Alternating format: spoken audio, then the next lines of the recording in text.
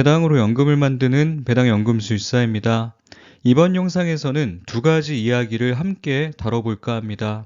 두 이야기 중 더 핵심이 되는 주제는 뒤에서 다룰 주식증여에 관한 이야기입니다. 주식증여에 관한 모든 내용을 영상 하나로 최대한 지루하지 않게 그리고 어렵지 않게 풀어나가 볼 생각이니 끝까지 집중 부탁드립니다. 주식증여는 나름대로 마음 아픈 사연이 있어서 그동안 묻어두고 있던 이야기인데 구독자님들과 함께 공유할 만한 몇 가지 중요한 포인트들이 있어서 이번 영상에서 자세히 풀어보려 합니다. 주식증여에 관한 이야기에 앞서 먼저 구독자님의 사연부터 읽어드리겠습니다. 구독자님의 사연과 제 사연이 결국엔 연결되기 때문입니다. 시작해보죠. 안녕하세요. 65세인데요. 노후자금 3억을 가지고 있습니다. 배당주 ETF가 좋다는 것을 알게 되었는데요. 최근 가격이 많이 오른 것 같은데 혹시나 가격이 확 떨어질까 겁이 나기도 하고요. 지금 시점에 배당주 ETF를 한 번에 사야 하는지 아니면 매달 조금씩 나누어서 사야 하는지 잘 모르겠습니다. 그리고 배당주 ETF 중에 어떤 종목을 사야 할지도 판단이 서지 않습니다. 배당연금술사님께서 만약 제 입장이라면 어떤 포트폴리오를 하실지 가르쳐 주시면 감사하겠습니다. 어떤 답변을 드리면 좋을지를 정말 깊이 생각해 봤는데 이 질문에 제가 드릴 수 있는 가장 현명한 대답은 잘 모르겠습니다 라는 답변인 것 같습니다. 무책임한 답변이라고 생각하실 수도 있겠으나 모르는데 아는 척하는 게 더 무책임한 답변이라고 생각하기 때문에 솔직히 잘 모르겠다고 말씀드리는 겁니다. 먼저 확률적인 이야기를 들려드린 후 그럼에도 잘 모른다고 조심스럽게 결론을 내린 이유까지 말씀드려 보겠습니다. 미국 시장을 기준으로 지나간 성과만 놓고 봤을 땐 목돈을 한 번에 투자하는 거치식 투자가 일정한 주기대로 꾸준히 나눠서 투자하는 적립식 투자보다 확률적으로 훨씬 더 우수한 성과를 가져다 준 건 분명한 사실입니다. 그 이유는 간단합니다. 미국 시장이 대체로 우상향해 왔기 때문이죠. 꾸준히 우상향하는 시장이라면 지금 이 순간이 미래의 어느 순간과 비교했을 때 결국 저점으로 기록될 것이니 하루라도 빨리 투자를 시작하는 게 유리합니다. 2023년 9월 찰스 슈왑에서 발표한 자료를 가지고 와봤습니다. S&P 500에 20년간 장기 투자하는 상황을 각 시기별로 시뮬레이션한 자료가 있습니다.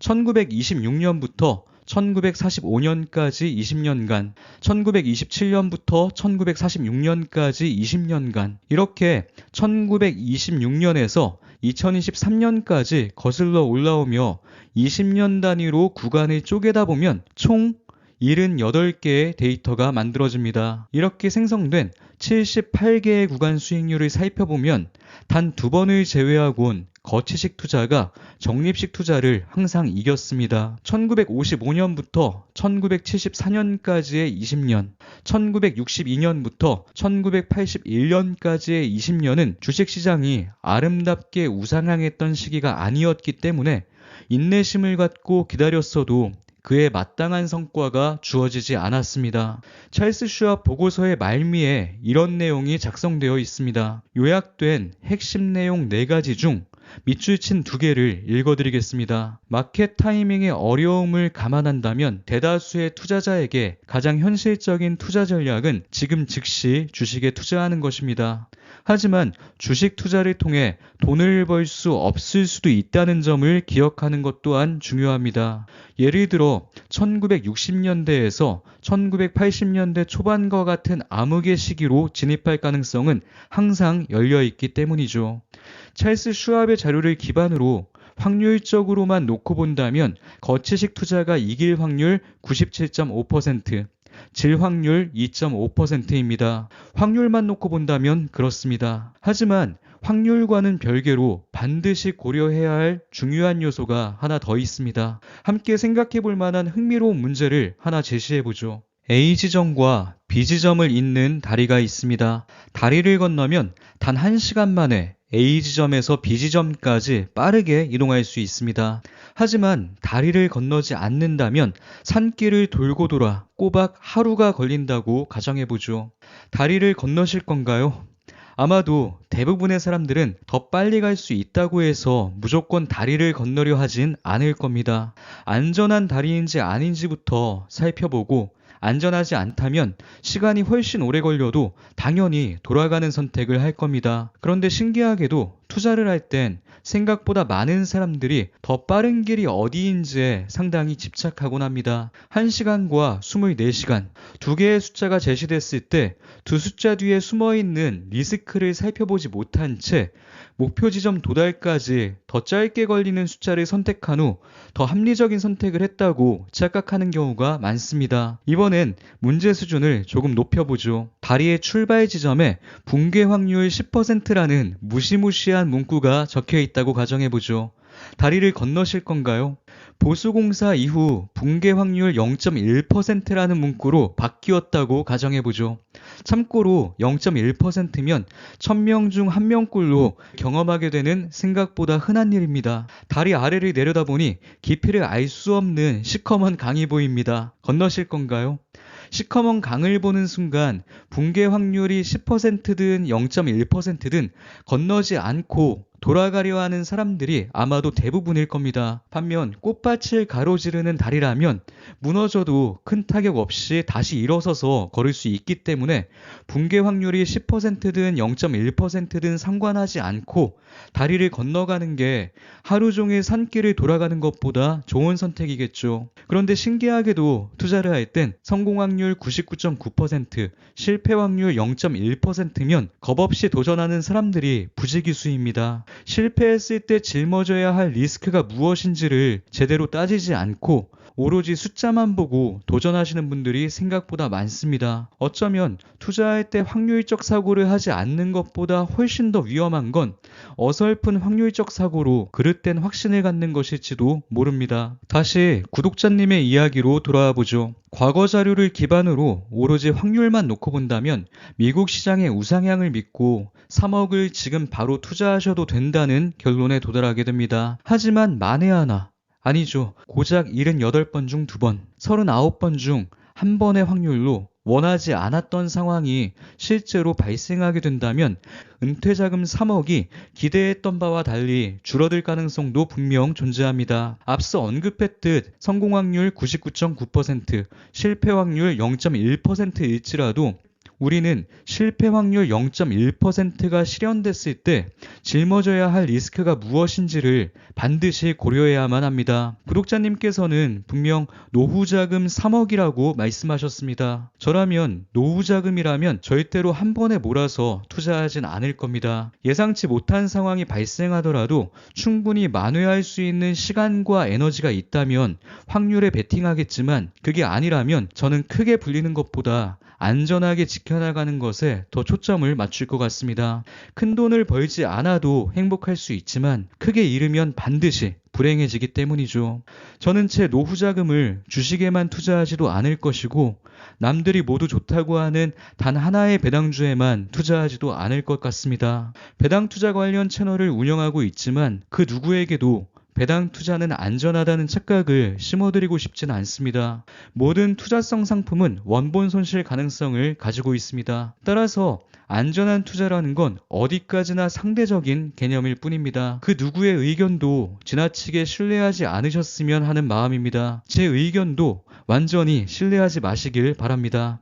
어떤 종목을 사야 할지 판단이 서지 않는다라고 남겨주셨는데 굳이 서두르실 필요 없습니다. 스스로 선택할 수 있는 수준이 되기 전까진 절대 큰 돈을 투자하시지 말라고 말씀드리고 싶습니다.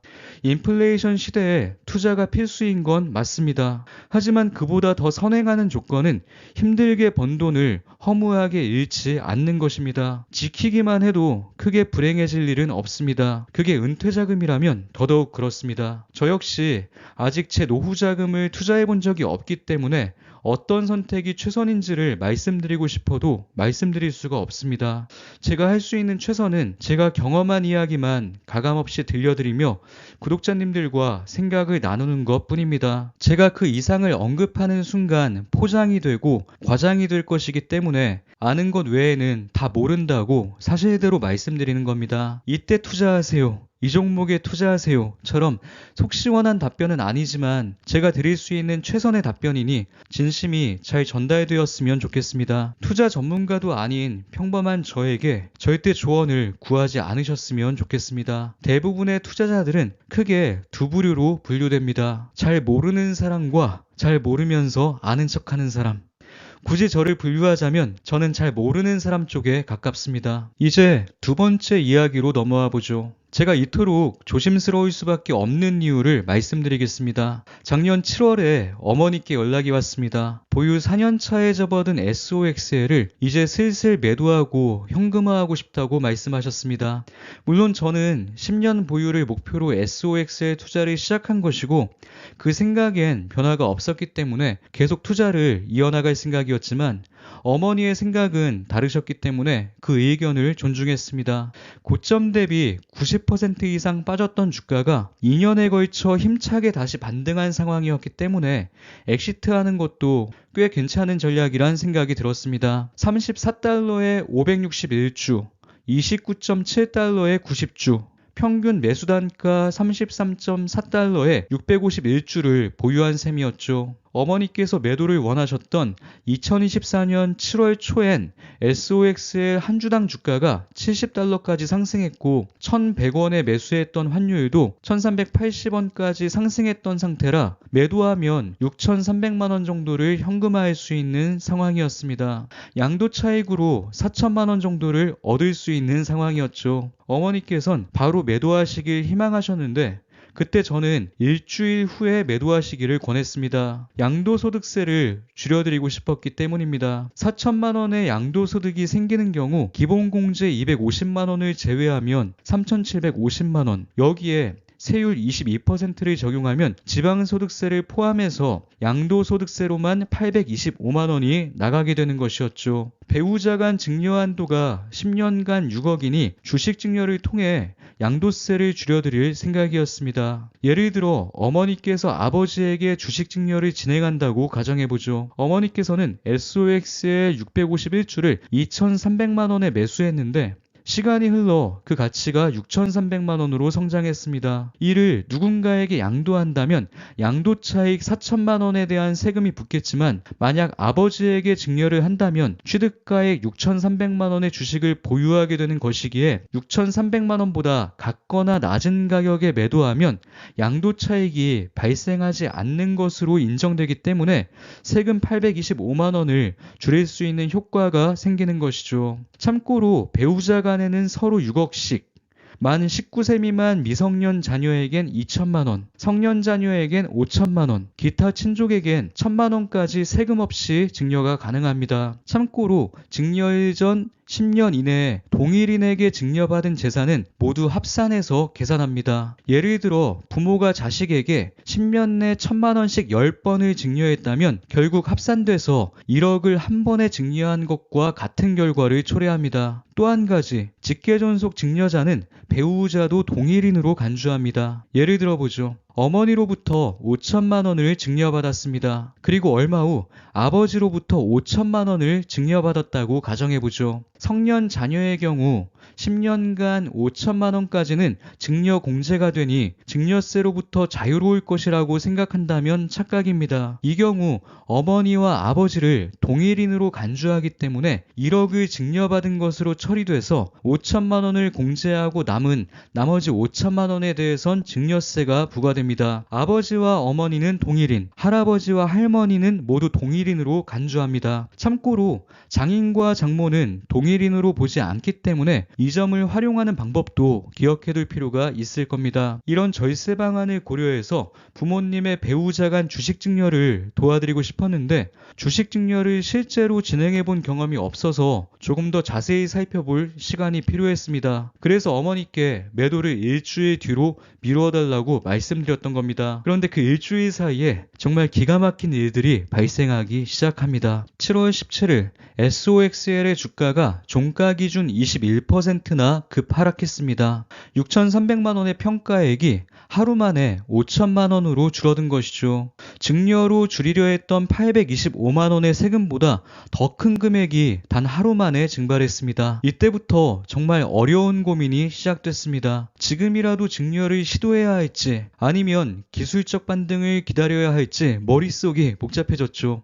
만약 제 계좌였다면 저는 아쉬움이 남더라도 그냥 계획대로 증여를 진행했을 텐데 어머니 계좌였기 때문에 제 선택으로 인한 손실을 어느 정도 감수하라는 말씀을 차마 드리지 못했습니다. 만약 증여 그리고 매도 후 반등이 이어진다면 자책감이 더 커질 것 같아서 더 이상 조언을 드리기 어려웠습니다. 결국 보름 정도의 기간 동안 이렇다 할 반등 없이 주가는 무려 65%나 흘러내렸습니다. 주가가 23.5달러까지 내려가게 되면서 단 보름 만에 4천만 원의 수익이 사라지고 오히려 손실 구간으로 진입하게 된 것이죠. 전혀 예상치 못한 결과였습니다. 어머니께서는 제 탓이 아니니 괜찮다고 말씀하셨지만 제 마음은 그렇지가 않았습니다. 아무리 좋은 의도였어도 결과가 안 좋게 이어졌으니 저는 죄송스러운 마음이 큽니다. 단기 주가는 예측 불가의 영역이기 때문에 더 많은 공부를 한 후 다시 그 상황으로 돌아가더라도 저는 825만 원 절세를 위한 방향으로 선택하게 될 것 같습니다. 이렇게 노력으로 변화시킬 수 없는 영역이 존재한다는 게, 그리고 이런 불가항적인 영역이 투자에서 차지하는 비중이 생각하는 것보다 크다는 걸 느낄 때마다 조금은 겁이 나기도 합니다. 그래서 저는 구독자님들께서 남겨주시는 고민에 감히 제 의견을 덧붙일 때 늘 조심스러운 마음이 앞섭니다. 그래서 어설픈 조언 대신 제가 하고 있는 투자를 보여드리는 것에 최대한 집중하려고 노력하고 있습니다. 제 선택이 좋은 결과로 이어지는 모습도 보여드리고 예기치 않게 안 좋은 방향으로 흘러가는 모습도 있는 그대로 보여드리는 것이죠. 그 과정과 결과를 함께 공유하면서 구독자님들께서 저보다 더 좋은 선택을 하시도록 돕는 게 제가 할 수 있는 최선의 역할이라고 생각합니다. 비록 어머니의 수익을 날려버리는 실수를 저지르긴 했지만 그 기간 동안 주식 증여에 대해 꽤 많은 공부를 했습니다. 비싼 값을 치르며 배운 그 내용을 함께 공유해 보겠습니다. 주식 증여는 크게 국내 종목과 해외 종목으로 나누어 생각해 볼 수 있습니다. 결론부터 말씀드리자면 해외 종목은 환율까지 고려해서 증여세 신고를 해야 합니다. 먼저 국내 주식 증여세 신고 방법부터 살펴보겠습니다. 예를 들어 2025년 1월 10일에 평가액 6천만 원 상당의 주식을 배우자에게 증여했다고 가정해보죠. 이 경우 1월 10일 기준 금액으로 신고하는 게 아니라 증여일 기준으로 앞 2개월, 뒤 2개월의 평균가액으로 신고해야 합니다. 2025년 1월 10일 기준으로 앞 2개월이면 2024년 11월 11일, 뒤 2개월이면 2025년 3월 9일이 됩니다. 이렇게 총 4개월간의 평균가액으로 계산하기 때문에 단기적으로 주가를 조정한 후 헐값에 많은 수량을 증여하는 건 생각처럼 쉽지 않습니다. 증여일로부터 2달 동안은 평균가액이 계속 변하기 때문에 신고하기가 어렵습니다. 그렇다면 언제까지 신고해야 할까요? 증여일이 속한 달의 말일로부터 3개월 이내에 홈택스나 세무서 민원실에 제출하면 됩니다. 예를 들어 1월 10일에 증여했다면 1월 말일로부터 3개월 이내인 4월 30일까지 신고하면 됩니다. 다시 한번 정리해보죠. 1월 10일에 증여했다면 어차피 2달 후인 3월 9일까지는 평균 가액을 지켜봐야만 합니다. 따라서 3월 9일 이후 4월 30일이 되기 전까지 확정된 금액을 신고하게 되는 셈이죠. 이번엔 해외 주식 증여 방법을 살펴보겠습니다. 해외 주식의 경우 환율만 더 고려하면 됩니다. 예를 들어 1월 10일에 테슬라 주식을 증여했다고 가정해보죠. 달러 기준으로 전후 2개월의 평균가액을 적용하는 것까진 같습니다. 하지만 원화로 환산할 땐 4개월치 환율을 복잡하게 모두 활용하는 것이 아니라 증여일인 1월 10일의 기준 환율만 적용하면 됩니다. 1월 10일 기준 환율이 1,400원이라면 4개월간의 모든 환율을 고려할 필요 없이 달러당 1,400원을 반영해서 원화로 환산하면 되는 것이죠. 이제 마지막입니다. 해외에 상장한 ETF를 증여하는 경우엔 방법이 조금 다릅니다. 가슴 아픈 주식 증여 실패 사례 SOXL을 예시로 가져와 보겠습니다. 1월 10일에 SOXL을 증여하는 경우엔 총 4개월간의 평균 가액을 계산할 필요가 없습니다. 증여일인 1월 10일의 전일 종가를 적용하면 됩니다. 따라서 개별 종목 증여 때처럼 증여일 이후 2달간의 주가 움직임을 굳이 확인할 필요가 없습니다. 그리고 환율을 고려할 땐 개별 종목과 마찬가지로 증여일 기준 환율만 고려하면 됩니다. 따라서 해외 ETF를 증여할 땐 생각보다 절차가 간단합니다. 생각보다 간단하다는 걸 미리 알고 있었더라면 아마도 늦기 전에 매도를 진행했을지도 모른다는 생각이 듭니다. 정말 아는 만큼만 보이는 것 같습니다. 덕분에 이렇게 또 하나를 배우게 된 것이죠. 제가 직접 하나하나 찾아보면서 공부한 내용이라 설명에 다소 부족한 부분들이 있을지도 모릅니다. 너그러운 양해 부탁드립니다. 이번엔 2025년이 되면서 변화된 내용을 간단히 정리해 보겠습니다. 제가 작년에 주식 증여를 해드리기 위해 노력했던 이유는 2025년부터 규정이 바뀌기 때문이었습니다. 부동산의 경우 장기 보유 특별공제가 적용되기 때문에 오래 보유할수록 유리하지만 해외 주식 양도소득세는 몇 년을 보유했던 상관없이 매도 금액과 매수 금액의 차액에 기본공제 250만 원을 빼고 세율 25%를 적용하면 그걸로 끝이었습니다. 하지만 2025년부턴 양도소득세 2월 과세라는 규정을 함께 고려해야 해서 주식 증여 시 머리 아프게 고민해야 할 사항이 더 늘어났습니다. 증여받은 자산을 1년 안에 매도할 경우 증여자의 취득가액을 기준으로 양도세를 계산한다는 규정입니다. 2024년까지는 부동산에만 적용되었던 규정이지만 2025년부턴 주식에도 적용되는 것이죠. 예를 들어 보겠습니다. 어머니께서 2천만 원으로 매수한 주식이 시간이 흘러 6천만 원으로 불어났습니다. 매도한다고 가정해보죠. 양도차액 4천만 원에 기본공제 250만 원을 제외하면 3,750만 원. 여기에 세율 22%를 적용하면 양도소득세는 825만 원이 됩니다. 만약 매도하는 선택 대신 아버지에게 증여하는 선택을 했다고 가정해보죠. 아버지께선 취득가액이 6천만 원인 주식을 보유하게 되는 겁니다. 이 상태에서 바로 매도한다면 내야 할 양도세는 없습니다. 작년까진 없었던 게 맞습니다. 하지만 2025년부턴 증여일로부터 1년 안에 매도할 경우 아버지께서 취득하신 6천만 원이 아닌 주식을 넘겨준 증여자인 어머니의 취득가액인 2천만 원을 기준으로 양도세를 계산하게 됩니다. 결국 증여받은 주식을 1년 이내에 처분한다면 증여를 안 한 것과 다를 게 없는 것이죠. 따라서 올해부터 증여를 할 땐 증여일로부터 1년 후의 주가까지 함께 고려해야 하기 때문에 더 머리가 아플 수밖에 없습니다. 앞서 증여를 일주일 미루었다가 엄청난 하락을 맞이한 사례를 보여드렸습니다. 1년이면 그보다 더한 일이 발생해도 전혀 이상하지 않겠죠. 참고로 한 가지만 더 말씀드리겠습니다. 증여 시 주의해야 할 점으로 부당행위 계산 부인이라는 게 있습니다. 예를 들어 A라는 사람이 B라는 사람에게 증여 후 양도를 해서 세금을 아꼈다고 가정해보죠. 그런데 B가 양도해서 얻은 수익이 다시 A에게로 흘러들어간다면 국세청은 이 증여 행위가 단순히 세금을 면피하기 위한 것이라고 보고 A가 원래 냈어야 할 양도세와 가산세를 부과하게 됩니다. 이것을 부당행위 계산 부인이라고 합니다. 따라서 절세를 했다면 그 돈이 증여자에게 다시 귀속되지 않도록 주의가 필요합니다. 한 번쯤 알아두면 좋은 내용일 것 같아서 개인 블로그에 기록해두었던 일기 같은 내용을 영상으로 제작해봤습니다. 블로그 주소를 물어보시는 분들이 종종 있으신데 그냥 제 생각을 작성하는 공간처럼 활용하고 있어서 비공개로 만들어 두었습니다. 공개로 할까도 고민해 봤었는데 그냥 부담 없이 형식에 얽매이지 않고 작성해두는 공간으로 남겨두는 게 더 나을 것 같다는 생각이 들어 앞으로도 그냥 비공개로 놔둘 생각입니다.